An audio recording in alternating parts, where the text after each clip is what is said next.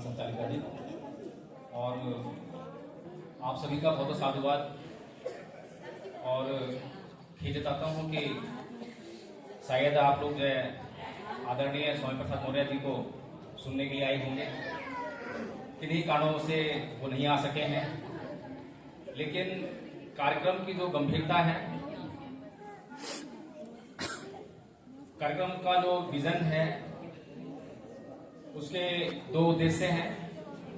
पहला उद्देश्य है कि अब तक धम्मपद संघ ने क्या किया। आप लोग सभी शांत हो जाएं। महिलाओं के लिए बहुत जरूरी है। महिलाओं ने ही भारत से बौद्ध धर्म को गायब किया है और महिलाओं के कंधों पर ही जिम्मेदारी है कि वो पुनर्स्थापित करें, इसलिए ध्यान रखें। और इसीलिए आपको जानकर बड़ी खुशी होगी कि धम्मपद संघ ने बहुत बड़े स्तर पर, यहाँ पर लिस्ट आपको पावर फ्लैश हो रही है, उसमें देखिए कितनी महिला आचार्य हैं और अनपढ़ महिला आचार्य से लेकर पढ़ी लिखी तक, प्रोफेसर तक आपको महिला आचार्य मिलेंगे। तो इसीलिए ये क्या विजन है, ये हमारे लिए, हमारे समाज के लिए, इस देश के लिए और दुनिया के लिए क्यों जरूरी है, इसको समझना बहुत जरूरी है। अगर ये हमें समझ में आ गया तो अब तक पिछले 70 साल में परम पूज्य बाबा साहेब डॉक्टर भीमराव अंबेडकर की मृत्यु के बाद जो नहीं हो पाया है वो अब होने लगा है और होने लगेगा। परम पूज्य बाबा साहेब डॉक्टर भीमराव अंबेडकर ने 14 अक्टूबर सन 1956 को धर्म परिवर्तन किया था। उसके बाद एक जनगणना हुई 1960 में, जिसमें पता लगा कि भारत में 60 लाख बौद्ध हैं और अभी का जो करंट डेटा है उसके हिसाब से 1 करोड़ से कुछ कम बौद्ध हैं। और 18 मार्च 1956 को परम पूज्य बाबा साहेब डॉक्टर भीमराव अंबेडकर ने आगरा की भूमि से रोते हुए कहा था कि मैं इस कारवा को बड़े दुखों को झेलते हुए, बड़े दुख और मुसीबतों को झेलते हुए यहाँ तक लेकर आया हूँ। अगर इस कारवा को आप लोग आगे ना ले जा सको तो पीछे मत जाने देना, इसको यहीं रोक देना, यहीं रहने देना। तो ये चिंतन का विषय है कि वो कारवा आगे गया, वहीं पर है या पीछे गया। तो जो मैंने आपको भी आंकड़ा दिया है, 1960 में हमारे पास 60 लाख बौद्ध थे और आज भारत में 1 करोड़ से कुछ कम बौद्ध हैं। तो सोचिए कि हमारा कारवा जो है वो पीछे गया है या वहीं पर है। आगे तो नहीं कह सकते, आगे तो नहीं कह सकते। जहां परम पूज्य बाबा साहेब डॉक्टर भीमराव अंबेडकर अकेले एक ही झटके में, एक ही बार में लाखों लोगों को बौद्ध धर्म देने में कामयाब हो जाते हैं और वो ये घोषणा करते हैं कि मैं अगर 5 साल और जीवित रहा तो भारत को बौद्ध में कर दूंगा। तो 5 साल कब होने थे? 61 में 5 लाख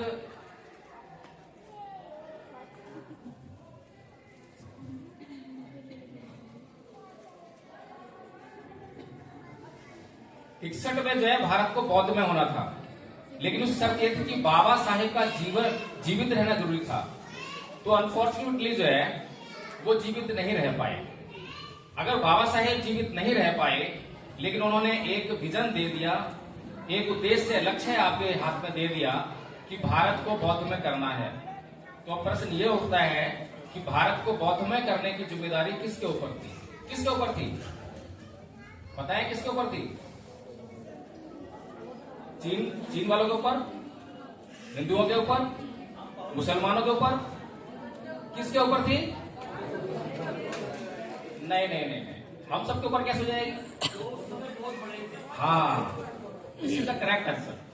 जो उस समय बौद्ध बने उनकी ये जिम्मेदारी थी कि वो आगे बौद्ध बनाए लोगों को और पूरे भारत को बौद्ध में कर दें। अभी मुझसे पूर्व कुछ वक्ता यह भी कहकर गए हैं, राजनीतिक वक्ता रहे होंगे शायद, इसीलिए कहकर गए हैं कि राजनीतिक सत्ता से धर्म स्थापित होगा, सांस्कृतिक परिवर्तन होगा।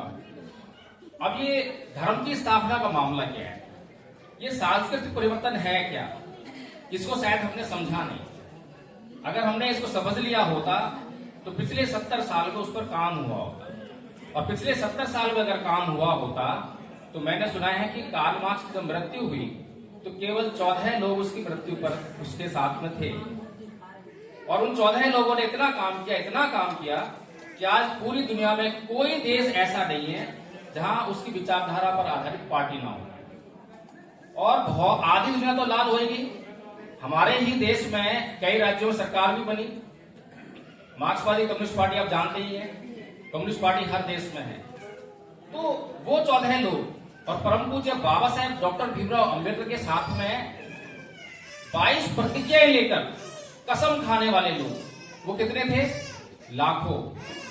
तो जब किसी काम को 14 लोग करें और उसी काम को अगर लाखों लोग करें तो कौन सा काम जल्दी होना चाहिए? कौन सा? तो कारण क्या रहा? हम लोग पिछड़ कहां गए, पीछे कैसे रह गए? कारण ये रहा कि आज भी हमें कहते हैं कि परम पूज्य बाबा साहब डॉक्टर भीमराव अम्बेडकर की षड्यंत्र करके हत्या करते हैं, दूसरों पर दोष पड़ते हैं। हम चाहते हैं कि वो और जिंदा रहें और जीवित रहें। कांसीराम जी की भी हत्या कर दी, वो और जिंदा रहते, ऐसा सोचते हैं, ऐसा बोलते हैं। लेकिन मैं सोचता हूं कि अगर वो और जीवित रहते, 5 साल और जीवित रहते, तो क्या देते हम? हलवा पूड़ी खिलाते उनको? नहीं खिलाते। वो बेचारे और मेहनत करते, कष्ट झेल रहे थे। अंतिम समय में कितनी दुख, कितनी पीड़ा उन्होंने झेली, तो और झेलते होते। किसके लिए? समाज के लिए। लेकिन जो वो कष्ट और दुख पीड़ा झेल रहे थे, वो किसके लिए झेल रहे थे? अपने भी बच्चों के लिए या इस समाज के लिए? किसके लिए झेल रहे थे? समाज के लिए। और समाज क्या करता है? बाबा साहेब का मिशन था समाज का उत्थान करना, और हमारे समाज का मिशन क्या है? क्या मिशन है हमारे समाज का? अपना उत्थान करना। बिल्कुल सही है, आप लोग तो सही उत्तर दे रहे हैं। यानी कि आज ऑडियंस बहुत काबिल बैठी है।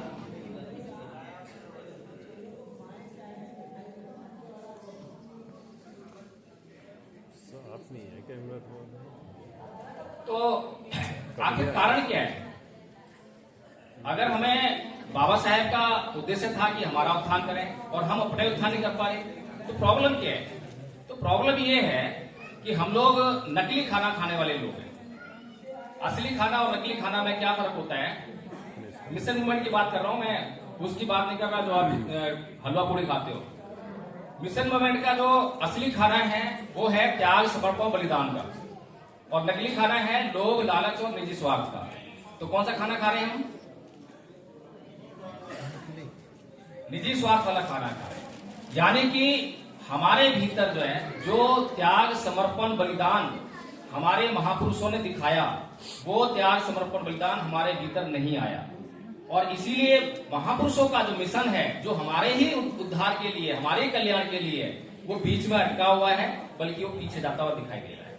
अभी बहुत से लोग जो हैं दूसरे लोगों को दोषी ठहराते हैं कि दूसरे लोग हमारे कारवां में बाधा डाल रहे हैं, वो हमें सत्ता में नहीं आने देते, वो ईवीएम लेकर आए हैं, ईवीएम की वजह से हम हार रहे हैं, नाना प्रकार के कारण बता देते हैं। लेकिन मैं जब सोचता हूं तो मैं ये सोचता हूं कि हमारे लोगों की संख्या क्या है भारत में। भारत में अगर मैं अपने लोगों की संख्या देखूं, बहुजन जिन्हें कहते हैं, जिसमें अगर हम साहेब मान्यवर कांसीराम जी के उस कंसेप्ट को शामिल कर लें, जिसमें वो कहते हैं कि SC, ST, OBC, कम से कम इन तीनों को शामिल कर लें, तो उनकी संख्या बहुत कम नहीं है, बहुत ज्यादा है। अगर इन लोगों ने परम पूज्य बाबा साहेब डॉक्टर भीमराव अंबेडकर की बात को मान लिया होता, तो फिर क्या इस समाज की समस्याएं, कहीं समस्याएं रहती क्या? बताइए, कौन सी बात नहीं मानी? पहली बात, बाबा साहेब ने कही 1935 में कि मैं हिंदू धर्म में पैदा हुआ, यह मेरे बस की बात नहीं थी, लेकिन मैं हिंदू धर्म में मरूंगा नहीं। ये बात अगर करोड़ों लोगों ने एक बार में मान ली होती, इस समाज ने मान ली होती, जिसके लिए परम पूज्य बाबा साहेब डॉक्टर भीमराव अम्बेडकर ने काम किया, जिसके लिए तमाम महापुरुषों ने काम किया, तो फिर क्या होता? बताइए क्या होता? किसी को अंदाजा है क्या होता? नहीं, वो बनता नहीं बनता तो बाद की बात है। लेकिन एक चीज हो जाती कि हिंदू धर्म जो है अल्पसंख्यक हो जाता। होता नहीं होता? होता। अभी हम लोग जो है क्या बोलते हैं कि हमारा संविधान खतरे में है, बोलते हैं। अभी BR गवई साहब का अपमान कर दिया, बाबा साहेब की मूर्ति नहीं लगने दी ग्वालियर में, करते हैं हम जो है। बहुत हमारे दुख पीड़ाएं बहुत ज्यादा बढ़ रही हैं। अब ये बताइए कि ये जो ताकत जो है उन लोगों को कौन दे रहा है? कौन दे रहा है? हम दे रहे हैं। ये सभा जो है बाबा साहेब की बात को नहीं मान रहा है, और बाबा साहेब की बात को नहीं मान रहा है, इसलिए उन लोगों को ताकत हमसे ही मिल रही है। क्यों मिलती है? क्योंकि जब तक बाबा साहेब की वो वाली बात नहीं मानेंगे, पहली वाली कि मैं हिंदू धर्म में पैदा हुआ, ये मेरे बस की बात नहीं थी, तो क्या होता है कि हम हिंदू ही बने रहते हैं। तो हिंदू ही बने रहते हैं तो एक आवाज आती है कि हिंदू धर्म खतरे में है, तो फिर क्या होता है? लामबंदी हो जाती है। अरे हम तो हिंदू हैं, किससे खतरा है? मुसलमानों से खतरा है। तो हम क्या कहते हैं कि भाई पहले जो है हम अपना ये देख लें, मुसलमानों से बचाएं, बाकी बाद में देख लेंगे। तो वोट का ट्रांसफर हो जाता है, होता है नहीं होता? बहुत बड़े पैमाने पर होता है।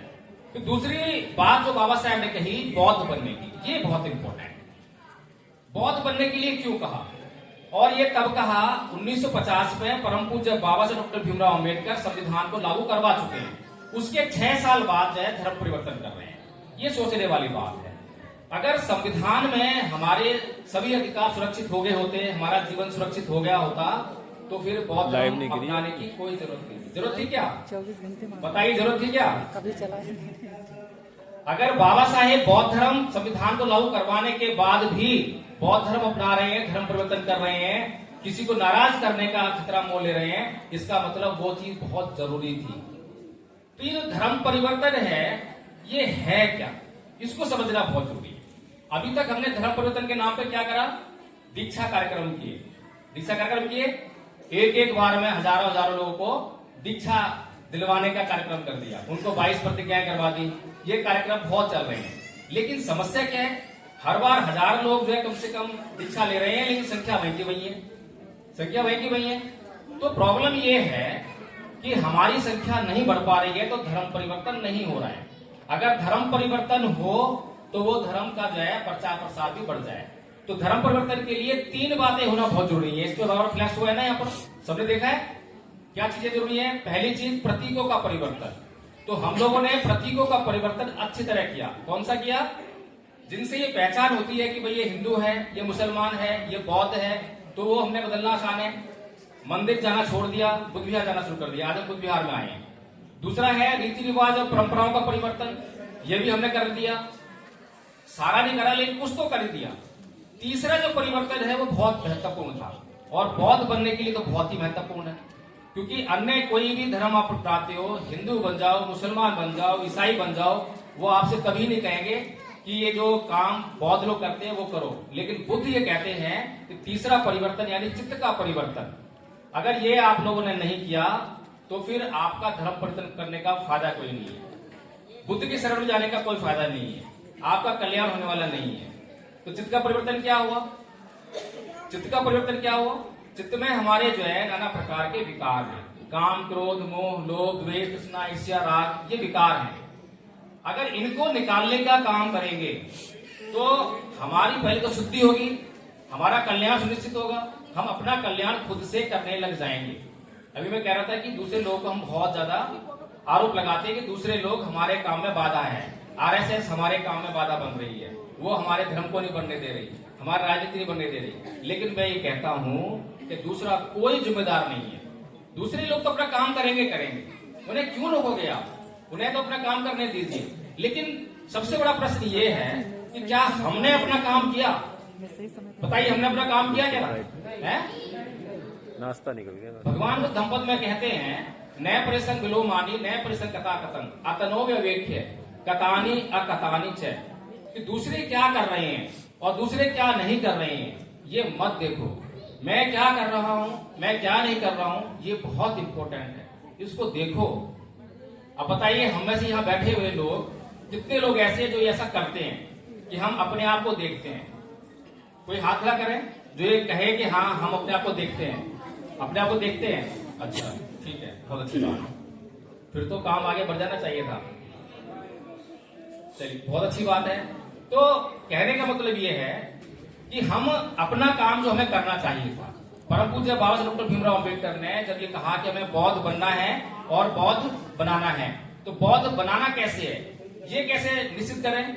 अभी हमने प्रतीकात्मक बात की, हमने प्रतीकात्मक बौद्ध धर्म का धर्म परिवर्तन किया और बौद्ध धर्म अपनाया। तो हमने क्या करा, हाथ में झंडे उठा लिए पंचशील के और नारे लगाना शुरू कर दिए, बौद्ध धर्म की यही पहचान है,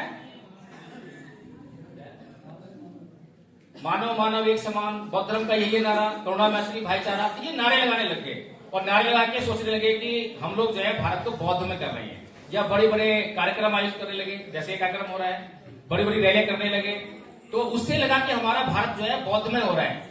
लेकिन जब रियलिटी में चेक करते हैं और 1 करोड़ लोगों का हम स्कैन करें, चित्र का स्कैन करें, तो वो भी बौद्ध नहीं मिलेंगे, क्योंकि यहाँ पर भी बार बार ये फ्लैश हो रहा है कि कौन बौद्ध संस्कृति में है, कौन ब्राह्मण संस्कृति में है। तो इसमें आप देख सकते हैं कि हम कहां पर हैं। अगर हमारे भीतर जो विकार हैं अभी भी बने हुए हैं, उस पर हमने काम करना शुरू नहीं किया है, तो हम अभी भी ब्राह्मण संस्कृति के अंतर्गत ही हैं। और धम्म संघ ने जो है यही काम करना शुरू किया। धम्म संघ ने देखा कि भाई क्या कारण है, भारत बौद्ध में क्यों नहीं हो रहा है। पिछले 70 साल में तो भारत को बौद्ध में हो जाना चाहिए था। बाबा साहेब डॉक्टर भीमराव अंबेडकर जो विश्व के सबसे बड़े विद्वान हैं, कोई भी गलत बात जो है समाज के लिए नहीं कह सकते हैं। सबसे पहले तो आरपीआई के लोगों ने नकारा, जिन्होंने कहा कि हो सकता नहीं, फूले अंबेडकर की विचारधारा पर चलकर हम जो है एमएलए एमपी नहीं बन सकते। उसके बाद लगातार जो है ये समाज नकारता है कि बौद्ध बनने से कुछ फायदा नहीं है, बौद्ध बनकर हम कुछ नहीं कर सकते। लेकिन बाबा साहेब कह रहे हैं कि जब तक हम बौद्ध नहीं बनेंगे, और बौद्ध बनने में कैसे है, अब पीछे एक वक्ता भी कहकर गए हैं कि हमें अपनी जातियां समाप्त करनी पड़ेगी। जातियां क्या समाप्त होगी, जातियां समाप्त हो नहीं रही है, जातियां तो अभी भी चमार वाल्मीकि सब बनी हुई है।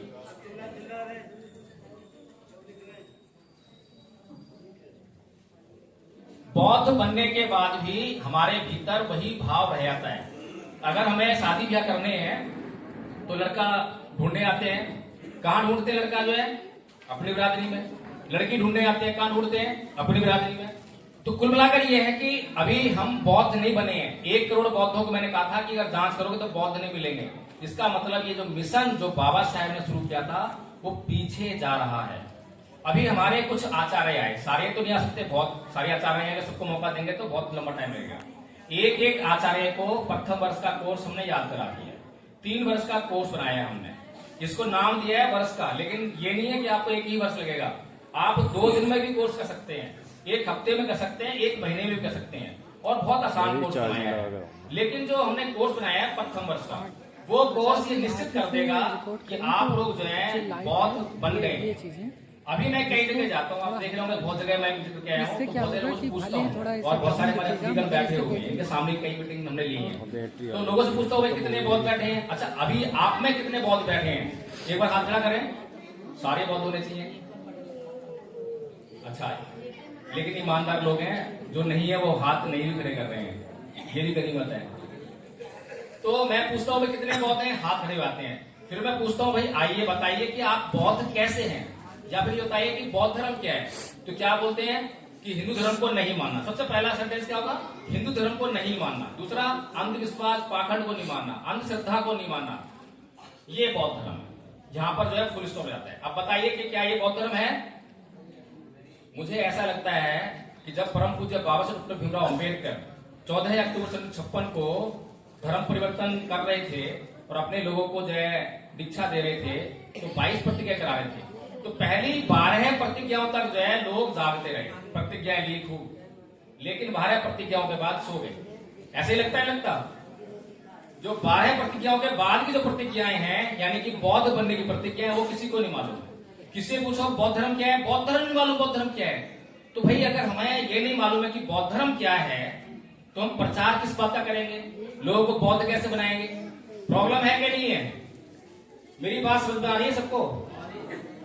जब हमें ये नहीं मालूम है कि बौद्ध धर्म क्या है, तो हम प्रचार किस चीज का करेंगे। एक आदमी को मैं ये कहूं कि भाई ये लो मोबाइल, ये मोबाइल है, जाके इसको जो है जहां पर बेच आओ, तो बेच आएगा वो, बताइए बेच आएगा क्या, नहीं बेच जाएगा। और अगर उसी आदमी को मैं इस मोबाइल की सारी जानकारी दे दूं, ये बता दूं कि लोगों के लिए ये मोबाइल कितना जरूरी है, फिर उसको मैं 10 मोबाइल दूं तो बेच आएगा। आसान सी बात है ना। तो इतनी सीधी सी बात कि हमें समझ में नहीं आती है क्या, हमें समझ में आनी चाहिए। यानी कि हमें जो है जो काम हमारे ऊपर जिम्मेदारी है, उसके लिए हमें स्किलफुल होना पड़ेगा, हमें जो है उसको सीखना पड़ेगा।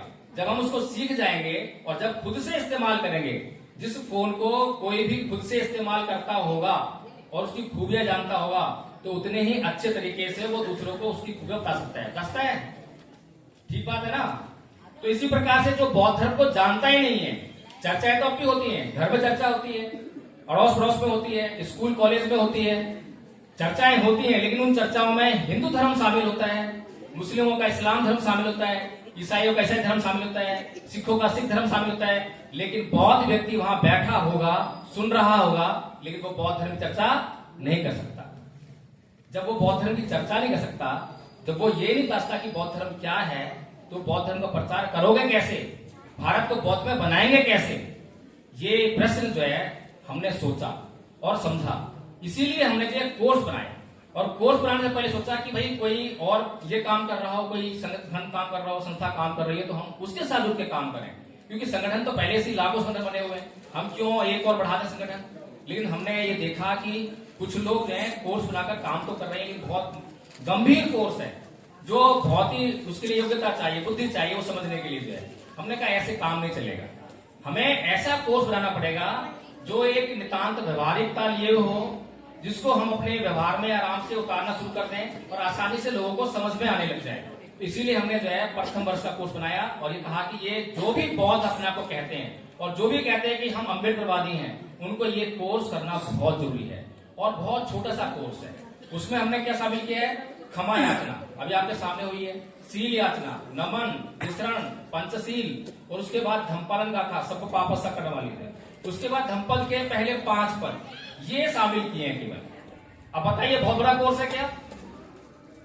आसान है बिल्कुल। और धम्मपद संघ ये गारंटी देता है कि अगर कोई भी प्रथम वर्ष का ये वाला कोर्स याद कर लेता है और अपने जीवन में अप्लाई करता है, तो फिर उसको जो है लाभ होने की गारंटी हम लेते हैं। अगर उसके जीवन को ना लाभ हो, उसका जीवन ना बदले, तो हमारी गर्दन पकड़ लेना। मैं हर जगह गारंटी देकर आया हूँ, आदरणीय हमारे विशिष्ट अतिथि बैठे हुए हैं, पूछ सकते हैं, हर जगह बोलकर आया हूँ कि अगर ये कोर्स करने के बाद लाभ ना हो, दवाई का कोर्स करते हैं ना, और डॉक्टर ये कहता है कि लाभ होगा, वो भी गारंटी देने घबरा जाएगा, लेकिन हम तो वो गारंटी देने से भी नहीं घबराते हैं कि अगर लाभ ना हो तो गर्दन पकड़ लेना, लाभ की गारंटी हम लेते हैं। लेकिन लाभ क्या होगा? जैसे कि मान लीजिए मैं आपको एक कार गिफ्ट दे दूं, तो लाभ उठा लोगे? कार का लाभ उठा लोगे? नहीं उठा पाओगे। क्यों? क्योंकि उसको चलाना सीखना पड़ेगा, और चलाना सीख लो तो लाभ उठा ही लोगे, फिर तो लोगे नहीं उठा पाओगे। अगर कार चलाना सीख भी गए तो भी लाभ होने वाला नहीं है। क्यों? क्योंकि कार को चलाना पड़ेगा, और कार चलाते ही लाभ होना शुरू हो जाएगा। तो यही हम भी कहते हैं, धम्मपद संघ ने प्रथम वर्ष का कोर्स बना दिया है। ये जो जितने भी हमारे आचार्य बैठे हैं, ये प्रथम वर्ष का कोर्स किए हैं। और आचार्य इसलिए बोलते हैं इनको क्योंकि ये प्रथम वर्ष का कोर्स आपको भी सिखा सकते हैं, आपको भी करा सकते हैं। लेकिन हमने ये गारंटी नहीं दी है कि ये अपने जीवन में इसको अप्लाई भी कर रहे होंगे, ये गारंटी हम नहीं देते। हम कोई भी बात झूठ नहीं बोलेंगे, कोई भी बात जो बढ़ा चढ़ाकर नहीं बोलेंगे। किसी आचार्य को हमने ये नहीं बोला कि आप मंच पे जाकर जो है धम्मपद संघ का झूठा प्रचार करो, झूठ बोलो। जो उनके जीवन में घटनाएं घटी हैं वही बोलेंगे, उसके अलावा कुछ नहीं बोलेंगे। बहुत सारे हमारे आचार्य हैं जिनका जीवन बदला है, जो आपको आकर यहाँ बताएंगे तो पता लगेगा कि उनके जीवन में कैसे कैसे परेशानियां थी। लेकिन धम्मपद संघ का कोर्स करने के बाद मुझे पता ही चला कि किस आचार्य के जीवन में क्या घट रहा है, लेकिन उनके जीवन में बहुत भारी परिवर्तन है। तो इसलिए ये जो कोर्स है, पहले तो कोर्स करना पड़ेगा, याद करना पड़ेगा। ऐसे काम चलेगा कि मुझे तो आता है, मैं तो बौद्ध हूँ, नहीं। हमारी एक आदरणीय अभी जम्मू से जुड़ी थी, आदरणीय रत्ना जी, अब आचार्य बन चुकी हैं, आचार्य रत्ना जी हो गई है वो। तो ऐसे ही उनको वहां पर दशमेश नगर में जो एक बुद्ध विहार है, वहां पर वो वाचन कराती हैं खूब जो है, और खूब ज्ञान है उनको। लेकिन जो हमने पढ़ मंगाया है वो उनको याद नहीं था, लेकिन उन्होंने कहा कि मुझे याद है, मेरी परीक्षा ले लो। हमने उनको विश्वास करके उन्होंने कहा परीक्षा दे दो, लेकिन वो परीक्षा में फेल होगी। फिर उनको जो है 1 हफ्ते का फिर समय मिला, फिर उनको जो है दोबारा याद किया उन्होंने, फिर दोबारा परीक्षा दी और फिर वो पास हुई। तो कुल मिलाकर कहने का मतलब ये है कि धम्मपद संघ ने बहुत ही सोच समझकर ये कोर्स तैयार किया है, और ये कोर्स जो है प्रत्येक अम्बेडकरवादी के लिए, प्रत्येक बौद्ध के लिए करना बहुत जरूरी है। और अगर ये कोर्स कर लेंगे तो पहली बात तो हमारा कल्याण होने लगेगा, दूसरी बात यह है कि ये संभावना बन जाएगी कि अब हम समाज में चर्चा कर सकते हैं, बौद्ध धर्म के बारे में बता सकते हैं। और जब हमें खुद से लाभ होगा तो फिर हम भाग भाग के लोगों को बताएंगे। कैसे बताएंगे? कि जब हम कोई दवाई खाते हैं और उससे हमें आराम हो जाता है, तो समाज में जिस चीज को उस बीमारी से ग्रस्त देखते हैं तो क्या करते हैं? जाकर उसको खुद बताते हैं, ये बीमारी की ये दवाई खा लियो, तुरंत आराम हो जाएगा। तो ये जो भगवान बुद्ध का जो धम्म है, ये हमारे जो मन की बीमारियां हैं, चित्त में जो बीमारियां लगी हुई हैं, ये उनको दूर करने की सबसे बेहतरीन दवा है। और पूरी दुनिया में, चाहे वो हिंदू हो, मुसलमान हो, ईसाई हो, सभी बीमार हैं। बीमार है कि नहीं है? आप सब लोगों में से कोई बीमार तो नहीं आज? धीरे धीरे दिखाई दे रहे हो। कोई बीमार है क्या? कोई बीमार नहीं है। अच्छा, गाली कितने लोग देते हो? आगे। गुस्सा कितने लोग करते हो? सारे करते हो। और कहते हो बीमार नहीं। जो असली बीमारी है उसको तो बोलता नहीं है। नकली बीमारी बता रहे हो। कौन सी? खांसी, जुकाम, बुखार, ये नकली बीमारी है। असली बीमारी जो अन्य बीमारियों की जड़ है, वो कहां पर है? हमारे चित्त में। अभी मैंने बात की ना बार बार, जो है जब धम्मपद संघ जो है नमन लिखा है, नमन का अर्थ बताता है, क्या बोलता है? मैं उन सम्यक संबुद्ध को नमन करता हूं जिन्होंने अपने समस्त इंद्रियों पर पूर्णतया नियंत्रण स्थापित करके अपने चित्त क्लेशों का अंत कर लिया और अपने सभी विकारों को निकाल भाग कर अपने चित्त को परिशुद्ध कर लिया। ये साफ साफ बताते हैं। तो हमें जो है बाबा साहेब के द्वारा इतनी बड़ी महत्वपूर्ण दवा दी गई, लेकिन समाज ने इस्तेमाल नहीं की, तो अभी भी प्रताड़ित है। अभी भी जातिवादी अत्याचार समाज के ऊपर हो रहे हैं। क्यों हो रहे हैं? जातिवादी अत्याचार तो होंगे क्योंकि वो उस जाति से बिलोंग करता है। अगर वो जाति को छोड़ के बौद्ध बन जाएगा तो जाति का अत्याचार तो खत्म। अब अत्याचार किसका होगा? तो होगा तो किसका अत्याचार होगा?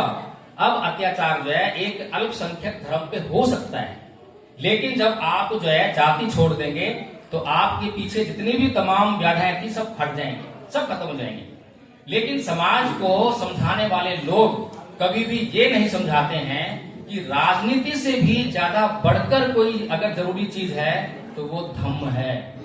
इस धम्म को जब तक हम अपने जीवन में लेकर नहीं आएंगे तो हमारा किसी भी प्रकार से भला नहीं हो सकता। लेकिन परम पूज्य बाबा साहेब डॉक्टर भीमराव अंबेडकर को पागल घोषित करने के अगर किसी ने प्रण ले रखा है तो वो हम लोगों ने ले रखा है। बार बार हम बाबा साहेब को पागल कहकर ही घोषित करते नहीं करते? कितने लोग मानते हैं बाबा साहेब पागल थे? कितने लोग मानते हैं कि बाबा साहेब पागल थे? पागल नहीं थे क्या? क्या बात कर रहे? पागल थे। और अच्छा ये बताओ, कोई आदमी आपके यहां से अपने बीवी बच्चों को छोड़ के, उसके बीवी बच्चों के पास ना तो कोई नौकरी है, ना कोई धंधा बिजनेस है, और आर्थिक व्यवस्था भी उनकी कमजोर है, खाने के लाले पड़ रहे हैं, उनको छोड़ के और विदेश चला जाए पढ़ाई करने के लिए, तो आप क्या करोगे? उसको क्या कहोगे? पागल कहोगे? नहीं कहोगे? कहोगे नहीं कहोगे? फिर कैसे कह रहे हो बाबा साहब पागल नहीं थे? अरे हम लोग जो है, मैं और आचार्य नीलम बौद्ध जी जब निकलते हैं घर से, तो हमारे अपने घर के लोग हमें पागल कहते हैं।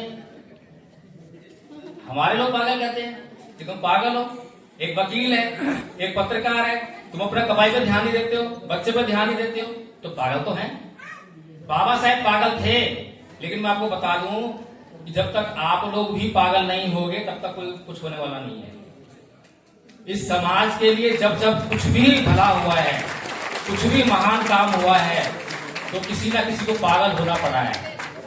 जब न्यूटन ने पहली बार, क्या हुआ था न्यूटन का? नीचे सो रहा है और ऊपर सेब गिरा, क्या बोल रहा है? ये सेब नीचे क्यों गिरा, ऊपर क्यों नहीं गया? और जब जाके ये लोगों से सवाल कर रहा है तो लोग क्या बोल रहे हैं उसको? क्या बोल रहे हैं? पागल। पागल बोल रहे हैं उसको। ये बोला कि ये अकलमंद है, इतना अच्छा सवाल कर रहा है। किसी ने, अरे सारी चीज नीचे तो गिरती है, तू पागल है। लेकिन उसी पागल की वजह से आज क्या मिल रहा है? क्या क्या मिल रहा है? जो सारी चीजें, पंखा, कूलर, सब उसी वजह से मिल रही है।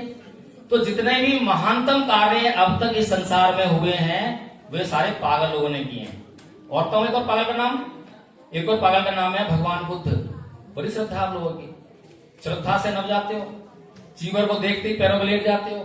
और मैं जब कह रहा हूं कि वो पागल थे तो बड़ा बुरा लग रहा होगा, लग रहा बुरा?